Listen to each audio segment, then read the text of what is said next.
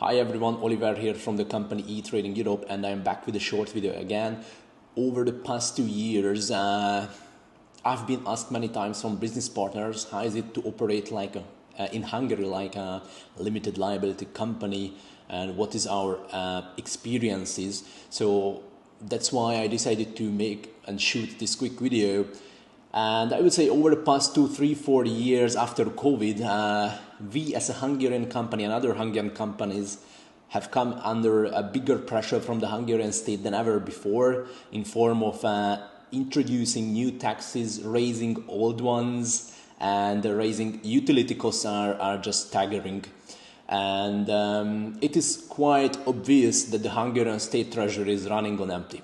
This is particularly interesting because the current government came on power in 2010 as the biggest supporter of the Hungarian enterprises, but over the past few years we obviously and clearly see that the financial situation of the Hungarian SME sector has derogated rapidly. They don't really invest, and this is something which is not showing the fact that the situation is going into a good direction. Since our company etradingeurope is an international trader and distributor company engaged in import and export activity, the following new and existing taxes have had the biggest impact on us. Let me name some of them. Of course, the 9% corporate income tax rate could be very attractive, but the countless other taxes and financial burdens just make the situation really look bad. Increased bank transfer tax. Over the past 2 years, this tax has grown tremendously, and we as an international trader company, of course, we do multiple bank transfers each day, and of course, the measure of this tax depends on the amount that you have to transfer, but I would say generally we pay like 100 euros straight to the Hungarian government after each bank transfer. And here I'm not talking about a fee for the express bank transfer. This is something different, like an extra 50 euros. The next one is the company car tax. This was originally introduced in 2022.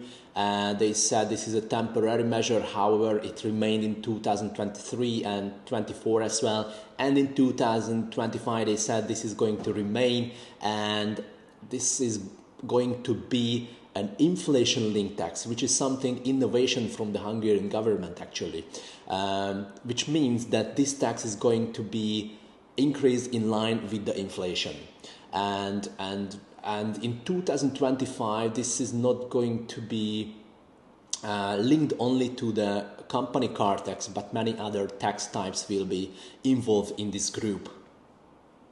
The next one is the significant increase of the utility cost. Since 2022 for electricity, water and gas, it has been increased tremendously. And one example that illustrates the irrationality of the price increase is for drinking water. The base fee increased from €2 to 1,200 euros for us as well as a company user, and which is quite crazy. And we use water only for basically washing our hands in our office. But this price increase was quite eye-opening, let's be honest. The next one is the new rule on VAT deduction for imported goods. Previously, when the goods were imported from a third country, let's say from Asia, from China or whatever, into a designated custom-free zone in Hungary, and the goods were intended for export to another country, there was no obligation to pay VAT. As of 2025, this has changed. VAT must be paid even if the goods are intended for export, while this VAT can be reclaimed later as the goods are eventually exported.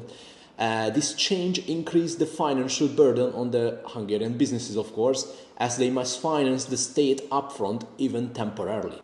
And let me just say a few words to the end. I closely follow both the international and Hungarian local economic news, and it is quite clear that the deficit on the Hungarian state budget is so severe that the Hungarian state is trying to raise money on every possible ways, mainly by squeezing the Hungarian enterprises dry. And please feel free to share with me your experiences in your country. How is it like? How is it going there? Because I'm really curious on it. So thank you for watching this video, and see you later. Hi everyone, Oliver here from the company etradingeurope, and I'm back with a short video again. Over the past 2 years, I've been asked many times from business partners, how is it to operate in Hungary like a limited liability company, and what is our experiences. So that's why I decided to make and shoot this quick video. And I would say over the past 2, 3, 4 years after COVID, we as a Hungarian company and other Hungarian companies have come under a bigger pressure from the Hungarian state than ever before, in form of introducing new taxes, raising old ones, and raising utility costs are just staggering. And it is quite obvious that the Hungarian state treasury is running on empty. This is particularly interesting because the current government came on power in 2010 as the biggest supporter of the Hungarian enterprises, but over the past few years we obviously and clearly see that the financial situation of the Hungarian SME sector has derogated rapidly. They don't really invest, and this is something which is not showing the fact that the situation is going into a good direction. Since our company etradingeurope is an international trader and distributor company engaged in import and export activity, the following new and existing taxes have had the biggest impact on us. Let me name some of them. Of course, the 9% corporate income tax rate could be very attractive, but the countless other taxes and financial burdens just make the situation really look bad. Increased bank transfer tax. Over the past 2 years, this tax has grown tremendously, and we as an international trader company, of course, we do multiple bank transfers each day, and of course, the measure of this tax depends on the amount that you have to transfer, but I would say generally we pay like 100 euros straight to the Hungarian government after each bank transfer. And here I'm not talking about a fee for the express bank transfer. This is something different, like an extra 50 euros. The next one is the company car tax. This was originally introduced in 2022. They said this is a temporary measure, however, it remained in 2023 and 24 as well. And in 2025, they said this is going to remain, and this is going to be an inflation-linked tax, which is something innovation from the Hungarian government actually, which means that this tax is going to be increased in line with the inflation, and in 2025 this is not going to be linked only to the company car tax, but many other tax types will be involved in this group. The next one is the significant increase of the utility cost. Since 2022 for electricity, water and gas, it has been increased tremendously. And one example that illustrates the irrationality of the price increase is for drinking water. The base fee increased from €2 to 1,200 euros for us as well as a company user, and which is quite crazy. And we use water only for basically washing our hands in our office. But this price increase was quite eye-opening, let's be honest. The next one is the new rule on VAT deduction for imported goods. Previously, when the goods were imported from a third country, let's say from Asia, from China or whatever, into a designated custom-free zone in Hungary, and the goods were intended for export to another country, there was no obligation to pay VAT. As of 2025, this has changed. VAT must be paid even if the goods are intended for export, while this VAT can be reclaimed later as the goods are eventually exported.